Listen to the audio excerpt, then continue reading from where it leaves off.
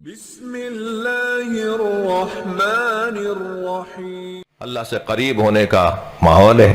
قرآن کھل بھی گئے ہیں، قرآن کھل بھی رہے ہیں، قرآن سج رہے ہیں، قرآن پہ سے گرد ہٹائی گئی ہے، قرآن کے جزدان نئے کیے گئے ہیں، قرآن کی رحلوں کو خریدا گیا ہے، قرآن پڑھنے کا اہتمام کیا گیا ہے۔ یہ مہینہ تذکر کا، موعظے کا، نصیحت کا مہینہ ہے۔ لہٰذا اپنے مضمون پہ بات کرتے ہوئے یہ جو حضرت یوسف علیہ السلام ان دونوں کو اللہ سمجھا رہے ہیں۔ عزیزو، اپنے آپ سے گلہ ہے اور میں کسی سے گلہ نہیں کر رہا، اور وہ گلہ یہ ہے کہ ہمارے ہاں، ہم شیعوں کے ہاں جتنی حساسیت مولا نبی، مولا علی، اہل بیت عصمت و طہارت کے فضائل میں جتنی حساسیت، مثلاً اگر میں خدا نخواستہ معاذ اللہ میرے منہ میں خاک، میں کوئی ایسا لفظ بول دوں جو شایع نشان عظمت اہل بیت نہ ہو، تو میری شاید 40 سال کی محنتیں ضائع ہو جائیں گی، کوئی مجھے کسی قابل نہیں جانے گا۔ یہی کیفیت آپ اپنے اوپر بھی رکھیے۔ توہین کرنا، بے ادبی کرنا تو سوچا نہیں جا سکتا۔ ہمارے خون میں، ہمارے بدن کے اندر، ہماری جینیٹک کے اندر، ہماری نفس کے اندر، ہمارے نفسیات کے اندر، ہماری فطرت کے اندر یہ بیماری ہے ہی نہیں۔ لیکن اگر توجہ، لیکن اگر کوئی ایسا لفظ بول دوں جو ہمارے ہاں شان سے ہٹ کر تصور کیا جائے، اگرچہ ممکن ہے وہ شان سے ہٹ کر نہ ہو حقیقت میں، مثلا مولا علی علیہ السلام کے بارے میں اگر میں کہوں مولا علی رضی اللہ تعالیٰ عنہ، تو سب کی کان جو ہے وہ کھڑے ہوں گے یا نہیں؟ سب مجھے دیکھیں گے یا نہیں؟ جی، میں مثلا کہوں بی بی فاطمہ رضی اللہ تعالیٰ عنہ، تو کہیں گے یہ شیعہ بھی ہیں۔ مولا علی رحمت اللہ علیہ، فوراً آپ حساس ہو جائیں گے یا نہیں؟ ہمارے یہاں توجہ چاہوں گا، میں 4 نقطے بیان کروں گا۔ حضرت یوسف کی توحید کی تفسیر بیان ہو رہی ہے، جو حضرت یوسف نے توحید بیان کی ہے اس کی تفسیر بیان کر رہا ہوں جی، اپنے مضمون پر ہوں اور ایک درد اپنے آپ سے بیان کر رہا ہوں، کسی سے کوئی گلہ شکوہ نہیں ہے۔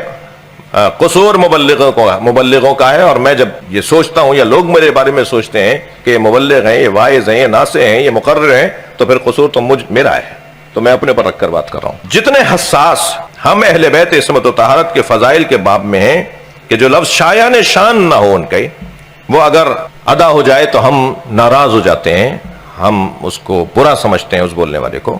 کیا اتنے ہی حساس اللہ کے بارے میں بولنے والے الفاظوں پر ہیں ہم کیا کہتے ہیں رخصت کرتے ہوئے ایک دوسرے کو؟ فی امان اللہ۔ ہمارے ہاں اب لفظ استعمال ہو رہا ہے فی امان الحسین، یہ لفظ بھی لے لیا اللہ سے، شیعوں نے یہ لفظ بھی لے لیا۔ ایک ایک کر کے اللہ سے جتنے بھی اللہ کے بارے میں لفظ بولے جاتے ہیں لے لو واپس۔ اجرکم علی اللہ، کتنے عرصے سے طالب جوہری صاحب سے اور نقن صاحب سے اور حضرت حسن زیدی صاحب سے اور حافظ کفایت صاحب سے اور اس فقیر حقیر سے سنتے آئے اجرکم علی اللہ، اب کیا کہا جا رہا ہے؟ اجرکم علی الزہرا، یعنی جو اللہ کی چیزیں ہیں وہ لے لو نا اللہ سے، اب اللہ ذکر میں بھی نہ رہے۔ جی میری سن لیجئے گا، فنا فی اللہ، تو آواز آتی ہے فنا فی الحسین۔ میں ان لفظوں کے، مجھے کسی سے سرٹیفکیٹ نہیں چاہیے مولائیت کا بھائی، میں الحمدللہ خاندانی مولائی ہوں، خاندانی ماتمی ہیں، خاندانی مولائی ہیں، خاندانی ملنگ اور خاندانی دیوانوں کی اولادیں مجھے لیکن میرا کچھ فریضہ بنتا ہے، ایک قومی المیہ بنتا جا رہا ہے کہ ہمارے ہاں سے، ہماری محفلوں سے، ہماری مجلسوں سے، ہماری نشستوں سے، ہماری ملاقاتوں سے اللہ بھائی اگر چاہیں تو موسیٰ بھائی یہ ویڈیو بند کر دیں، مجھے کسی اور کو کمزوریاں تو نہیں دینی، مگر ہم سے زیادہ ہماری کمزوریاں بہت سے لوگوں کو پتہ ہیں۔ وہ الفاظ جو اللہ کے لیے بولے جاتے تھے، بولے جاتے ہیں، وہ ہمارے ہاں اب اللہ کے لیے نہیں بولے جا رہے۔ آہستہ آہستہ وہ ہماری میٹنگوں سے، ملاقاتوں سے، مجلسوں سے، محفلوں سے وہ اللہ کے لیے نکالے جا رہے ہیں۔ اللہ کرے جو میں کہہ رہا ہوں وہی سمجھا جائے۔ ہماری روزمرہ کی گفتگو میں اللہ کا کرم ہے، اللہ کریم ہے، یہ لفظ ہمارے یہاں نہیں ہے، ہم شیعوں کے نہیں ہیں۔ آہستہ آہستہ اور بھی اسے ختم کیا جا رہا ہے۔ یہ دوسرا نقطہ۔ تیسرا، بانیان تشریف فرما ہے، میرے عزیز تشریف فرما ہے، ہم سب مجلس کے بانیان ہیں، ہم سب عزادار ہیں۔ ہمارے کی مجالس میں، محفل میں اگر کوئی خطیب، اگر کوئی شاعر مولا علی کا اللہ کے ساتھ مقایسہ کرتا ہے تو ہمارے یہاں بڑا نعرہ آتا ہے، بہت اچھا نعرہ لگتا ہے اگر علی اور اللہ کا مقابلہ کوئی خطیب دکھا رہا ہوتا ہے، اور پھر ہمارا شاعر، اور پھر مجمع میں سے جب بہت اچھا ماحول بنا ہوا ہوتا ہے، یعنی داد و دہیش مل رہی ہوتی ہے، نعرے لگ رہے ہوتے ہیں، تو مجمع میں سے کوئی بندہ کھڑے ہو کر، میں پچھلے دنوں خیرپور تھا، وہاں میرے سامنے ہی کھڑے ہو گئے، اس نے کہا کہ عباس وہ ہے جو اللہ کو پالتا ہو۔ میں نے کہا بھائی خدا کے واسطے اللہ پہ رحم کرو. میں نے یہی جملہ کہا وہاں. میں نے کہا خدا کے واسطے, میں ممبر اسٹیج پہ بیٹھا تھا, میں نے کہا خدا کے واسطے اللہ پہ رحم کرو. کیا کر رہے ہو یہ تم؟ کیا ہو رہا ہے ہمارے ہاں؟ کوئی ہے ٹوکنے والا؟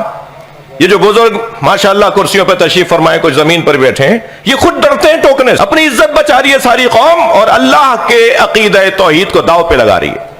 ورنہ ہمارے بڑے جانے نہیں دیتے تھے اس خطیب کو, ہمارے بڑے اس پڑھنے والے کو مجلس سے نکلنے نہیں دیتے تھے جب تک یہ نہ کہیں کہ یہ کیا پڑھ کے جا رہے ہو. ہمارے ہاں اللہ کا تصور ختم ہوتا جا رہا ہے. بھائی کوئی زبردستی تمہیں مسلمان بنا کے لایا ہے کیا؟ مسلمان ہے نا تو اس کے تقاضے ہیں, پھر کچھ اللہ کو مانتے ہیں تو اس کے کوئی تقاضے ہیں. ہمارے ہاں لفظ بھی اللہ کے بارے میں جو بولے جاتے تھے وہ آہستہ آہستہ ہمارے ہاں سے وہ لفظ بھی رخصت ہو رہے ہیں. شیعوں کا حال. چوتھی بات بتاؤں, خطرناک بات ہے. قرآن مجید سورہ مبارکہ مائدہ, وَإِذْ قَالَ اللَّهُ يَا عِيسَى ابْنَ مَرْيَمَ أَأَنْتَ قُلْتَ لِلنَّاسِ اتَّخِذُونِي وَأُمِّي إِلَٰهَيْنِ مِن دُونِ اللَّهِ. محشر میں اللہ حضرت عیسیٰ کو روکے گا. اے عیسیٰ ابن مریم, قرآن ہے بھئی ہے, اے عیسیٰ ابن مریم, تم نے لوگوں سے کہا تھا کہ مجھے اور میری والدہ مریم کو اللہ مانو. صفائیاں دلوا رہی ہے حضرت عیسیٰ کی قوم حضرت عیسیٰ کو. یہ محبت ہے؟ اللہ روکے گا. قرآن ہے بھئی, اگر کسی کو میری بات سے اختلاف ہو تو مجھ سے کیا اختلاف, قرآن کہہ رہا ہے. وَإِذْ قَالَ اللَّهُ يَا عِيسَى ابْنَ مَرْيَمَ أَأَنْتَ قُلْتَ لِلنَّاسِ اتَّخِذُونِي وَأُمِّي إِلَٰهَيْنِ مِن دُونِ اللَّهِ قَالَ سُبْحَانَكَ. حضرت عیسیٰ صفائی دیں گے, حضرت عیسیٰ وضاحت دیں گے. قَالَ سُبْحَانَكَ مَا يَكُونُ لِي أَنْ أَقُولَ مَا لَيْسَ لِي بِحَقٍّ. میں وہ بات کیسے کر دوں جو حق نہ ہو. حضرت یوسف صفائی دے رہے ہیں. تھک تو نہیں گئے نا؟ عیون اخبار الرضا میں شیخ صدوق مولا علی علیہ السلام کا قول امام رضا سے نقل کرتے ہیں کہ محشر میں عیون اخبار الرضا, مستند ترین حدیث کی ہماری کتاب, اس میں مولا نقل کرتے ہیں مولا علی کا قول کہ میرے جد علی محشر میں اللہ سے کہیں گے یا اللہ میں نے نہیں کہا تھا انہیں کہ یہ مجھے اللہ مانے, میرے پاس لفظ نہیں ہے. مولا علی کو صفائی دلوا رہے ہیں بعض نادان لوگوں کی وجہ سے. مولا علی وہاں جا کے کہیں گے یا اللہ میں نے نہیں کہا تھا کہ یہ مجھے اللہ مانے. جی, اور ایک اور حساس حدیث سنا دوں. امالی شیخ صدوق میں امام صادق علیہ السلام کا فرمان, قال الصادق الینا یرجع الغالی فلا نقبلہ وبنا یلحق المقصر فنقبلہ. کیف ذلک یا ابن رسول اللہ؟ قال لأن الغالی قد اعتاد ترک الصلاة والزکاة والصیام والحج ولا يقدر على ترک عادته وعلى رجوع الى طاعة الله ابدا وان المقصر اذا عرف عمل واطاع. مولا فرماتے ہیں کہ اگر غالی ہم سے ملنے آئے گا, غالی یعنی جو مولا کو اللہ بولتا ہو, غالی اگر ہم سے ملنے آئے گا ہم اس سے نہیں ملیں گے. بڑی عنایت, اس سنجیدہ موضوع پہ بھی آپ توجہ دے رہے ہیں جی. مولا صادق کا فرمان ہے بھائی, حدیث, اور خاص طور پہ جو اخباری مسلکی کا اپنے لیے اعزاز سمجھتے ہیں, جو کہتے ہیں ہم تو حدیث کے مطابق زندگی گزاریں گے, وہ ذرا غور سے سنیں حدیثوں کو جی. حضرت فرما رہے ہیں الینا یرجع الغالی فلا نقبلہ, اگر غالی ہمارے پاس آئے گا ہم اسے قبول نہیں کریں گے, ہم اسے نہیں ملیں گے. وبنا یلحق المقصر, اور اگر مقصر ہم سے ملے گا فنقبلہ, ہم اس کو قبول کر لیں گے. تو اس نے پوچھا کیف ذلک یا ابن رسول اللہ, یہ کیسے, آپ غالی سے تو مل نہیں. غالی کون؟ جو مولا کو اللہ بولتا ہو. مقصر کون؟ جو مولا کی شان میں توہین کرتا ہو. جو مولا کی توہین کرنے والا تو مقصر نہیں ہے, توہین کرنے والا تو ناصبی ہے. جو شان مولا کی نہ مانتا ہو, جو عظمت مولا کی نہ مانتا ہو, مولانا جو مولا کی عظمت کو نہ مانتا ہو اسے مقصر کہا جاتا ہے. وہ جو بدتمیزی کرتا ہے, بے ادبی کرتا ہے, وہ مقصر نہیں ہے, وہ تو اس سے بڑا مجرم ہے, وہ ہے ناصبی, وہ تو دین سے خارج ہے. مولا فرماتے ہیں غالی سے ہم نہیں ملیں گے مگر مقصر سے ہم ملیں گے. اس نے پوچھا کیسے مولا, مقصر, غالی آپ کو اللہ کہتا ہے, مقصر آپ کی شان کو نہیں مانتا, آپ کی عظمت کو نہیں مانتا. حضرت فرما رہے ہیں ہم مقصر سے مل لیں گے, ہم غالی سے نہیں ملیں گے. اس نے کہا کیسے مولا؟ اب جملہ سنیں نا حضرت کا. حضرت فرماتے ہیں لأن کہ صلاۃ, جو غالی ہوتا ہے نا, مولا فرما رہے ہیں وہ نماز چھوڑنے کی عادت کر لیتا ہے. والزکات والصیام والحج، روزہ حج، ہمارا حج تھوڑی ہوتا ہے، ہمارے حج تھوڑی ہوتا ہے. یہ کیا مولوی حضرات لگائے بیٹھے ہیں، کیا یہ موسیٰ بھائی محمد علی بھائی حج میں لے جاتے ہیں لوگوں کو؟ ہمارے حج تھوڑی ہوتا ہے. مولا فرما رہے ہیں یہ 1400 سال پہلے کہ اس مزاج کے لوگ ہوں گے. وہ عادت کر جاتا ہے ترک الصلاۃ والصیام والزکات والحج، فلا یقدر علی ترک عادتہ، وہ اپنی عادت کو ترک کرنے کی اب صلاحیت ہی نہیں رکھ پاتا کہ اپنی عادت کو ترک کرے.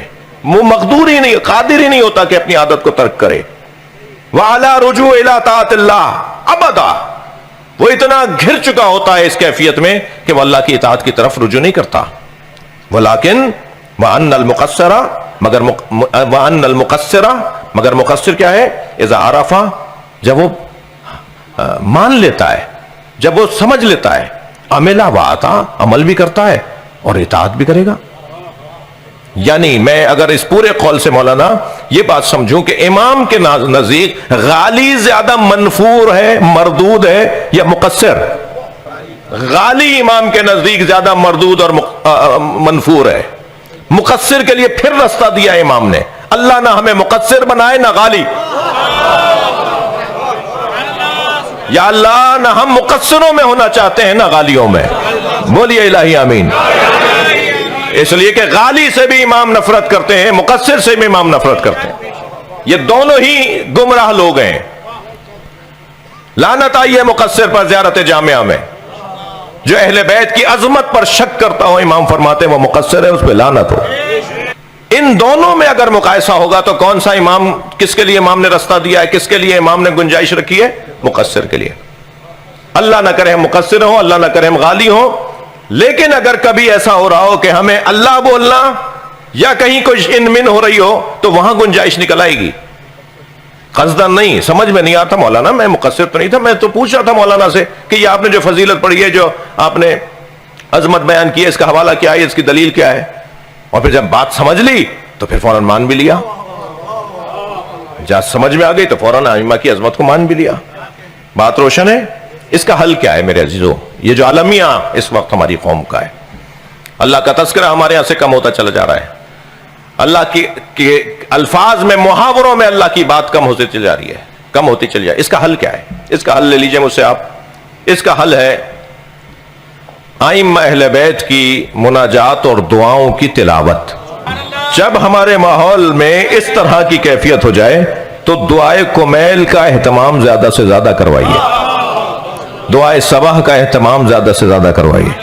جی، دعائے ابو حمزہ صومالی پڑھی جائے، دعائے عرفہ امام حسین پڑھی جائے، صحیفہ سجادیہ کے دعاؤں سے آگاہی دی جائے.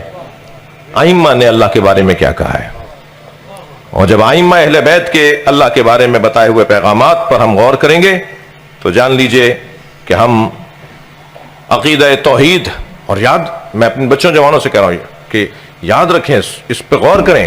جتنا اچھا نظریاتی عقیدہ توحید ہمارا ہے، نظریاتی، عمل کی دنیا میں یہ ہو رہا ہے جو میں آپ کے سامنے بتا رہا ہوں. یعنی نظریاتی طور پر ہم سے زیادہ اچھا عقیدہ توحید کسی کا ہے ہی نہیں. ہاتھ پیروں والا اللہ کوئی اور مانتا ہے، ہم جسم و جسمانیت سے مبرہ اللہ مانتے ہیں. ہمارا اللہ قیامت میں بھی نظر نہیں آئے گا. وہ کہتے ہیں اللہ قیامت میں نظر آئے گا. میرے مولا فرماتے ہیں کہ لا حد ولا ضد ولا ند، اللہ کی توحید مولا علی بیان فرما رہے ہیں. پسندیدہ ترین مضمون ہے مولا علی کا اللہ کی توحید کو بیان کرنا. جتنی اچھی نظریاتی توحید نہج البلاغہ میں، صحیفہ سجادیہ میں، ادعیہ دعاؤں کی کتابوں میں جتنی نظریاتی توحید ہماری ہے، وہاں اس کا گزر تک نہیں ہے. مگر عملی دنیا میں، خاص طور پر بر صغیر میں، اور ہم اس وقت پاکستان میں ہیں، ان ممالک کے اندر نظریاتی توحید رکھنے والوں کے ہاں توحید کا عقیدہ کمزور ہوتا جا رہا ہے. ہم جب کربلا سے ہو کر آتے ہیں تو کچھ بہتر ہو جاتے ہیں، کیونکہ امام حسین کی زیارت کے ساتھ 2 رکعت نماز ہے. جب ہم نجف سے ہو کر آتے ہیں تو کچھ بہتر ہو جاتے ہیں، اس لیے کہ وہاں وہ کثرت کے ساتھ نماز پڑھتے ہوئے نمازی ہمیں شرمندہ بھی کر رہے ہوتے ہیں کہ بھائی تمہیں بھی تو پڑھنی چاہیے نماز، مسلمان ہو یا نہیں. تو شاید بعض لوگ دیکھا دیکھی میں ہی نماز پڑھ لیتے ہیں. ہمیں ائمہ کے مزارات اللہ سے قریب کرتے ہیں. ہمیں ائمہ کا ذکر اللہ سے قریب کرتا ہے. ائمہ اللہ سے دور کرنے نہیں آئے تھے. اور کل قیامت میں اگر مولا علی علیہ السلام، جو میں نے حدیث سنائی آپ کو، میں نے تو عربی پڑھی ہے نا، میں نے تو ایک حوالہ دیا ہے، آپ تو 4 حوالے اور مجھے بتا دیں گے. گوگل پہ ڈلی ہوئی ہے، پوری دنیا یہ فضائے مجازی کے اندر یہ ساری حدیثیں موجود ہیں کہ کل قیامت میں اگر مولا علی اللہ سے کہیں کہ یا اللہ میں نے نہیں کہا تھا اپنے چاہنے والوں کو کہ مجھے اللہ مانے، تو عزیزو